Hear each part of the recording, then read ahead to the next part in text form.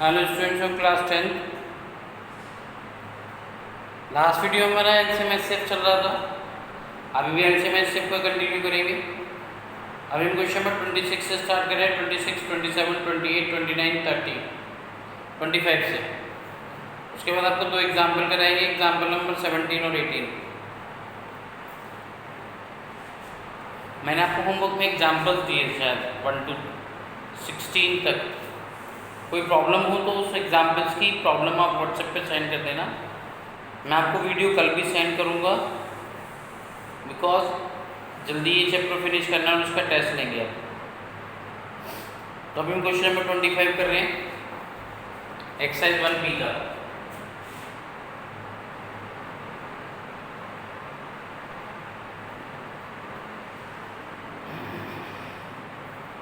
मैंने आपको कल भी बताया था कि अगर हम कोई नंबर एलसीएम एचसीएफ की थ्योरेटिकल प्रॉब्लम गिवन है तो पहले हम क्वेश्चन की सेंस समझेंगे। अगर क्वेश्चन की सेंस ये कहती है कि हमारा आंसर गिवन वैल्यू से छोटा आना चाहिए, then we have to find HCF. और अगर हमारा आंसर गिवन वैल्यू से ग्रेटर आना चाहिए, then we have to find LCM. अब देखो, जैसे क्वेश्चन नंबर आपका है 25। In a seminar the number of participants in Hindi, English and mathematics are 60, 84 and 108। ये नंबर ऑफ पार्टिसिपेंट्स दे रखे हैं in various subjects. Find the minimum number of rooms required if in each room the same number of participant are to be seated and all of them in the same subject. मतलब आपको number of rooms चाहिए उन participants को बिठाने के लिए, और एक रूम में जितने पार्टिसिपेंट्स बैठेंगे हर रूम में same participant number of participant same होना चाहिए और सेम सब्जेक्ट्स के होने चाहिए।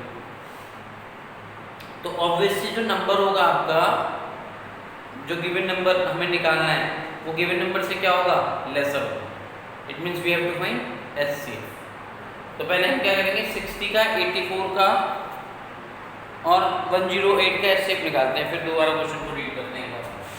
60, 84, 108। 60 से कट करूँगा 2, 2 0, 6, 0, 15, 3 5 15, 5 1 5। 84 से करेंगे 2 4 8, 2 2 4, 2 2 4, 2 1 2, 3 7 21, 7 1 7।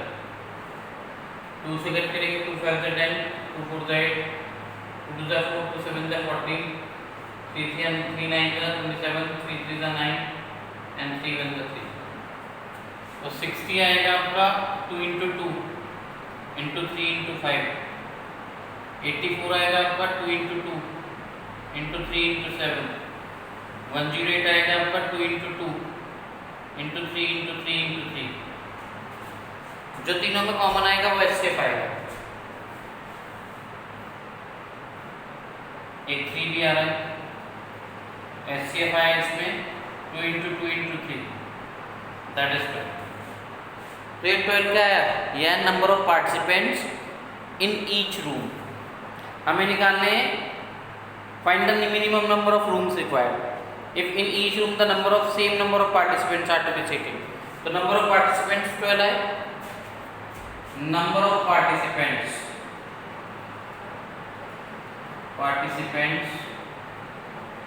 in each room, participants in each room।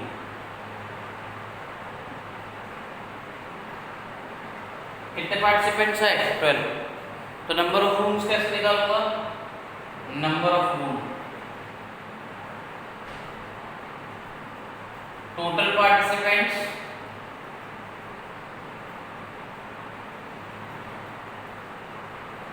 Upon number of participants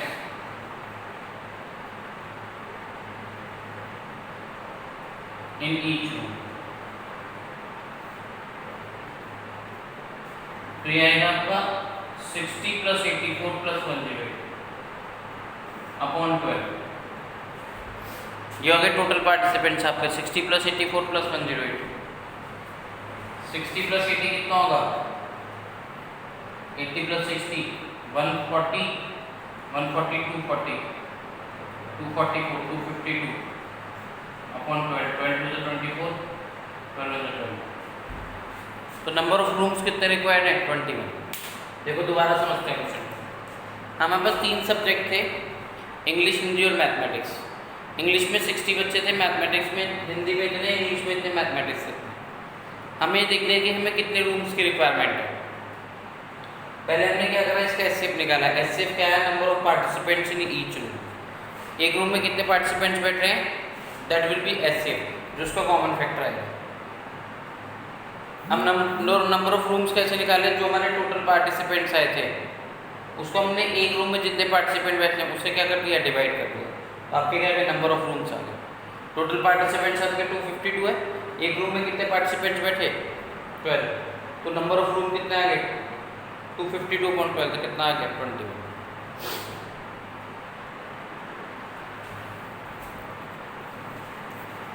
next question भी ऐसे होना है। 3 sets of the English, mathematics and science books containing 336, 240 and 96 books respectively have to be stacked in such a way that all the books are stored subject wise and the height of each stack is same. How many stack will be there? तो पहले हम ये निकालेंगे कि एक stack में कितनी book आएंगी।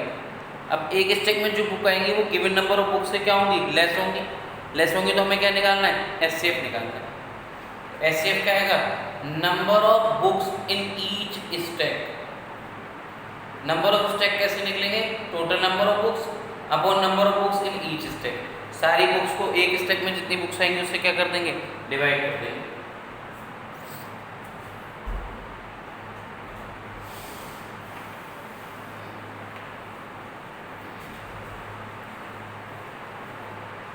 देखो हमारे पास क्या आएगा, पहले हम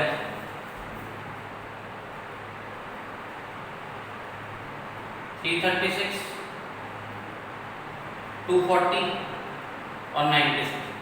पहले दोनों को जो एचसीएफ निकलेगा वो होगा number of stack, number of books in each stack. 202, 2 6 12, 2 8 16, 2 8 16, 2 4 8, 2 4 8, 2 2 4, 2 2 4, 2 1 2, 3 7 21, 7 1 7, 2 1 2, 2 2 4 0, 2 6 12 0, 2 3 6 0, 2 1 2, 2 5 10, 3 5 15, 5 1 5। तो 336 कितना आएगा, 2 into 2 into 2 into 2 into 3 into 7। 240 का आएगा 2 into 2 into 2 into 2 into 3 into 5। 96, 2 4 8, 2 8 16, 2 2 4, 2 4 8, 12, 2 6 12, 2 3 6 और 3 1 3।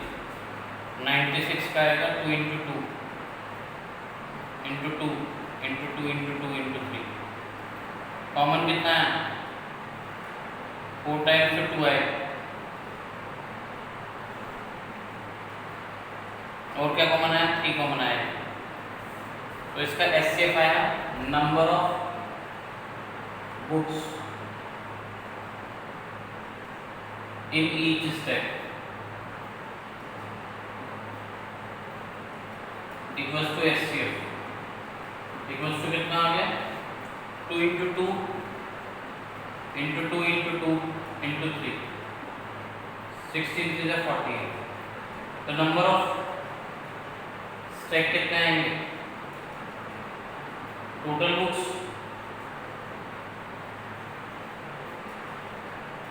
Upon number of books in each stack, number of book in each stack. 336 plus 240 plus के 96 upon 40। एक self में 336 book रखी थी, एक में 336, एक सब्जेक्ट की 336 बुक है, एक की 240, एक की 96 है। हमें निकालना है कि नंबर ऑफ स्टैक कितने बनेंगे, जबकि हर स्टैक में नंबर ऑफ बुक सेम आनी चाहिए। तो इसका मतलब एचसीएफ निकलेगा, क्योंकि एक स्टैक में जो बुक्स आएंगी वो गिवन बुक से कम होंगी। तो इट मीन्स हमें एचसीएफ निकालना है। पहले हमने इन तीनों का एचसीएफ निकाला, इस एचसीएफ कितना है, इसका 48 आया। तो number of books in each stack कितने हैं, 48 आए। अब नंबर ऑफ स्टैक कैसे निकलेंगे? टोटल जितनी बुक्स हैं इन सबको प्लस करेंगे, अपॉन एक स्टैक में जितनी बुक है उससे क्या कर देंगे? डिवाइड कर देंगे, आंसर आ जाएगा।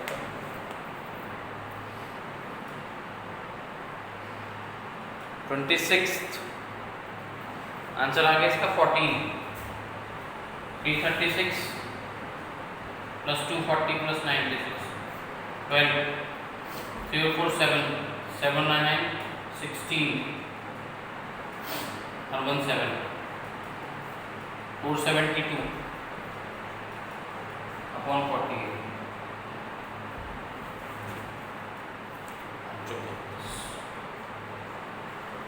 तो नंबर ऑफ स्टैक कितने आ गए?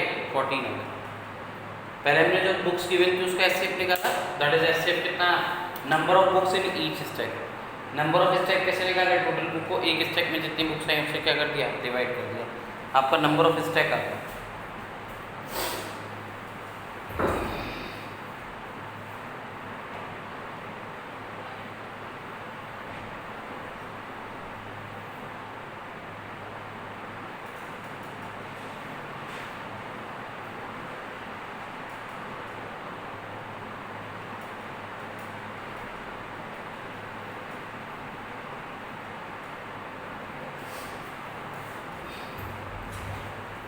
नेक्स्ट क्वेश्चन 27 में कह रहा है the 3 pieces of the timber 42, 49 and 63 metre long have to be divided to the same plane of same length. हमारे पास कुछ वो हैं टिम्बर के पीसेज हैं जिसको हमें डिवाइड करना है into the planks. What is the greatest possible length of each plank? How many planks are formed? ये जैसे दो क्वेश्चन करें, सेम क्वेश्चन है। जब आप उसको कट करोगे तो ऑब्वियसली जो प्लैंक की लेंथ होगी वो गिवन टिम्बर की जो पीसेज हैं उनकी लेंथ से क्या होगी? कम होगी ना। तो it means you have to find HCF. तो नेक्स्ट क्वेश्चन में भी आपको एचसीएफ निकालना है। जो एचसीएफ आएगा वो आएगा length of each plank. Length of each plank कैसे निकालेंगे? एचसीएफ। उसके बाद नंबर ऑफ प्लैंक्स कैसे निकलेंगे? टोटल जितने पीसेज हैं तीनों को प्लस करके एक प्लैंक की लेंथ से क्या कर देना? डिवाइड कर देना। तो आपके पास नंबर ऑफ क्या देंगे? प्लैंक्स है। जितने आपके 3 पीसेज हैं उन तीनों पीसेज का आप एचसीएफ निकालना, that will be the length of each plank. Number of planks कैसे निकलेंगे?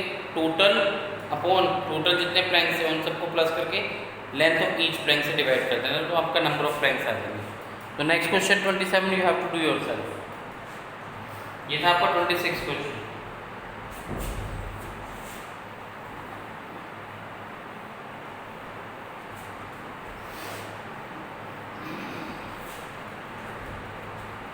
नेक्स्ट क्वेश्चन है question number 28। Find the greatest possible length which can be use to measure exactly the length of 7 metre.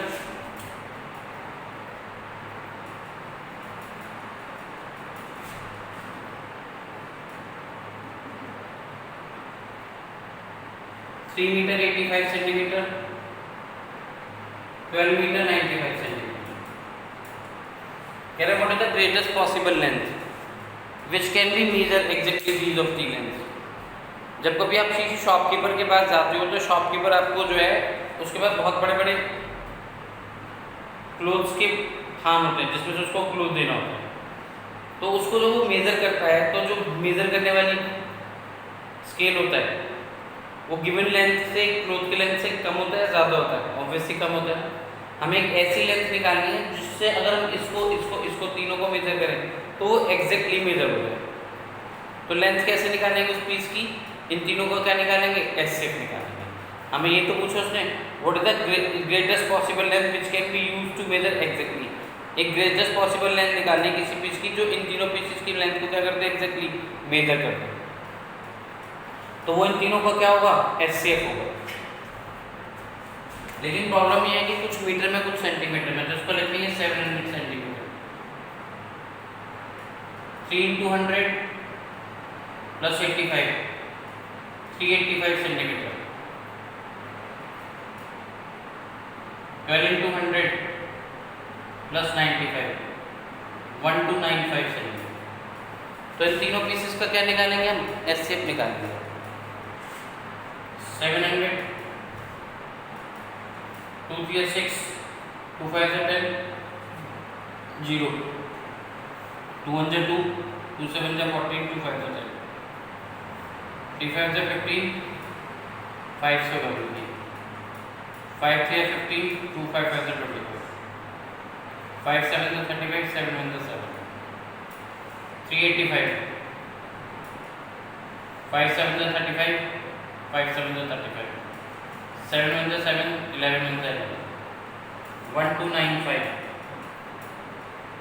5 2 से 10 2 5 5 से 25 5 9 से 45 इससे cancel हो गए 7 से 7 से 21 4 7 7 से 49 अब 37 से फैक्टर आ गए तीनों के 700 के फैक्टर आए 2 into 2 into 5 into 5 into 7 385 के कितने आएंगे 5 into 7 into 11 और 1295 का आएगा 5 into 7 into 34 तो इसका एचसीएफ आ जाएगा ग्रेटेस्ट पॉसिबल लेंथ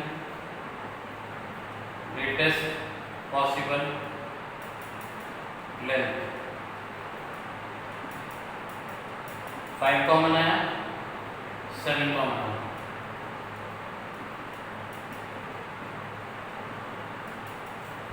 जो उसकी लेंथ होगी जो जिससे हम मेजर करेंगे तीनों पीसेस को उसकी लेंथ कितनी होगी 35 सेंटीमीटर आंसर कितना है आपका 35 centimetre find the greatest possible length which can measure the length of 7 metre this metre and this हाँ तो उस जो पीस की लेंथ है जिससे इसे हमें मेजर करना है उसकी जो लेंथ होगी गिवन लेंथ से क्या होगी लेसर होगी तो इट मीन्स हमें क्या निकालना था एचसीएफ निकालना था इसलिए इसको हमने सेंटीमीटर में कन्वर्ट करा इसको सेंटीमीटर में कन्वर्ट करा इसको सेंटीमीटर में तीनों का एचसीएफ निकाला था एचसीएफ कितना है 35 तो ग्रेटेस्ट पॉसिबल लेंथ कितनी आ गई 35 सेंटीमीटर अगर आपके पास क्वेश्चन की साइंस ये कहती है कि आंसर गिवन वैल्यू से छोटा आना चाहिए then you have to find HCF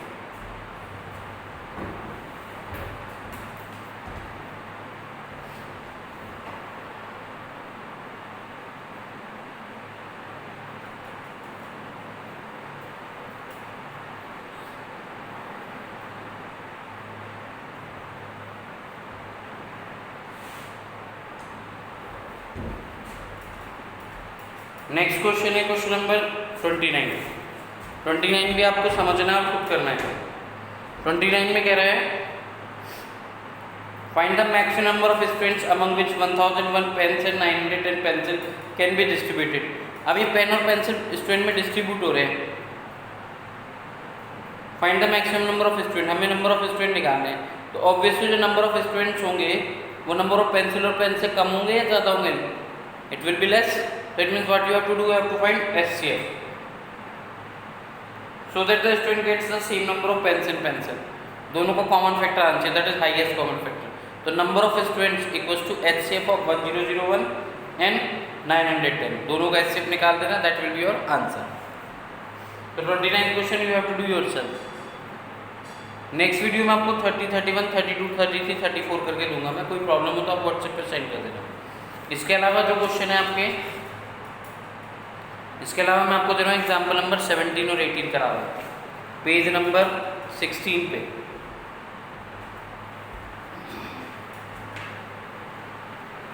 किसी ने भी एग्जाम्पल नंबर 16 तक की कोई प्रॉब्लम साइड नहीं करी इसलिए मैंने कुछ भी नहीं बताया उसमें एग्जाम्पल नंबर 17 इंपॉर्टेंट क्वेश्चन है देखो अभी तक एग्जाम्पल नंबर 17 में कह रहे हैं show that any of the number of the form 4n where n belongs to n ये जो e बना हुआ है बिलोंग्स टू का सिंबल होता है n belongs to capital n तो उसकी पावर हो गई स्मॉल n तो 4 की पावर n जैसे 4 की पावर 1 4 की पावर 2 4 की पावर 3 ये बिलोंग्स का सिंबल है कि n किससे बिलोंग कर रहा है कैपिटल n जो होता है नेचुरल नंबर को बिलोंग करता है मतलब n की वैल्यू 1 2 3 4 5 6 7 है जीरो नहीं ले सकते क्योंकि जीरो होल नंबर में आता है माइनस में नहीं ले सकते क्योंकि माइनस इंटीजर में आते हैं तो यहाँ पे स्मॉल n की जो वैल्यू किससे बिलोंग कर रही है कैपिटल n से स्मॉल n आपका एक वेरिएबल हो गया e जो है सिंबल ही बिलोंग्स टू का सिंबल है किससे बिलोंग कर रहे हैं और कैपिटल n क्या हो गया नेचुरल नंबर 4 की power n belongs to n can never end with digit 0 देखो कोई भी नंबर 0 से एंड होगा वो उसकी पावर पे डिपेंड नहीं करता डिपेंड करता है उस नंबर के फैक्टर पे जैसे 4 की पावर n है तो 4 के फैक्टर क्या 2 है ओनली 2 इंटू 2। कोई भी नंबर 0 से n तब होगा जब उसके दो फैक्टर आएंगे 2 और 5। 4 के फैक्टर केवल कितने फैक्टर आ रहे हैं, केवल 2 ही आ रहा है, 2 इंटू 2। देयरफॉर 4 की पावर n कभी भी 0 से n नहीं होगा, चाहे n की वैल्यू 1 ले लो, चाहे 2 ले लो, चाहे 3 ले लो। जैसे n की वैल्यू 1 ली, 4 की पावर 1 कितना होगा 4, 4 की पावर 2 कितना आएगा 16, 4 की पावर 3 कितना आएगा 64, 4 की पावर 4 कितना आएगा 256। तो 0 से नहीं आ रहा ना, 0 तभी आएगा जब उसके n में कितना आएगा, उसके दो फैक्टर होंगे 2 और 5। जैसे 10 की पावर n है, वो 0 से n हो जाएगा, बिल्कुल हो जाएगा, क्योंकि 10 के फैक्टर क्या है 2 और 5 है। अब जैसे 10 की पावर 1 ही ले लो, कितना आएगा 10 आएगा, 10 की पावर 2 कितना आएगा 100। तो उसको इस क्वेश्चन को थ्योरेटिकली लिखना है। A number end with digit 0 if it has factor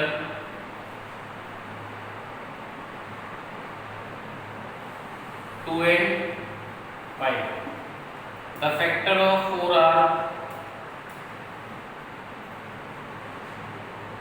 4 is 2 only, therefore 4 raised to power n can never end with digit 0, where for all, ये for all का सिंबल होता है, for all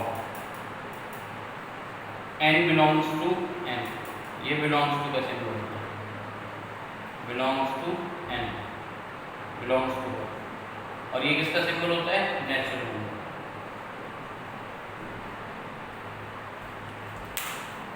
तो theoretical लिखना हो गया solution.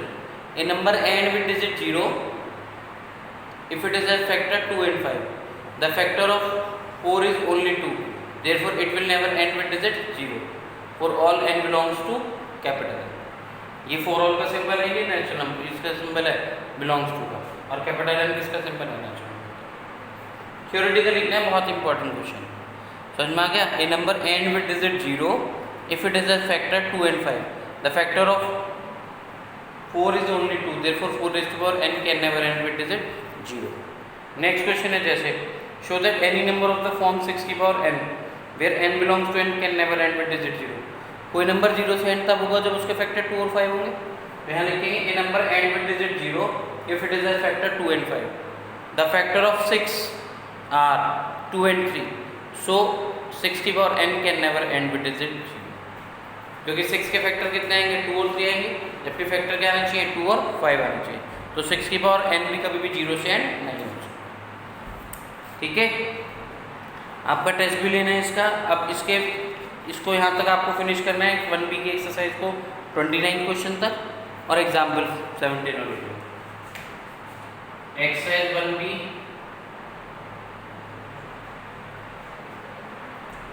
Till question number 29, example 17, 18।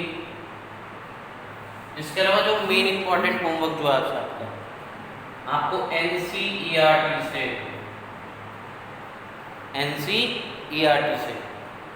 Exercise 1.1 करनी है एंड 1.2 करनी है, क्योंकि कल संडे है तो इसको कल फिनिश करना है। आपका मेन होमवर्क जो है वो NCERT से एक्सरसाइज 1.1 और 1.2 के सारे क्वेश्चन कंप्लीट करें।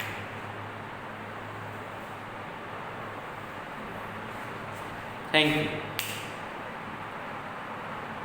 NCERT से एक्सरसाइज 1.1 एंड 1.2 के सारे क्वेश्चन कंप्लीट करने हैं। Thank you.